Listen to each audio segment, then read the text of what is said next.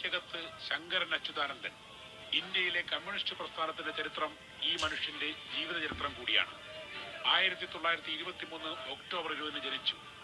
4-ാം വയസ്സിൽ അമ്മയും 11-ാം വയസ്സിൽ അച്ഛനും മരിച്ചതിനെ തുടർന്ന് കഷ്ടത്തിലായ ബാല്യം.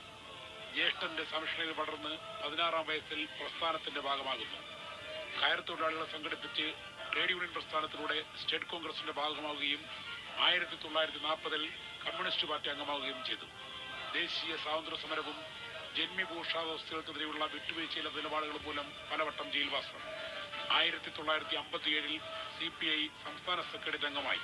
1964 ഇന്ത്യൻ കമ്മ്യൂണിസ്റ്റ് പാർട്ടിയുടെ ദേശീയ കൗൺസിലിൽ നിന്നിറങ്ങി 32 പേർ പുതിയ പാർട്ടി ഉണ്ടാക്കുന്നു.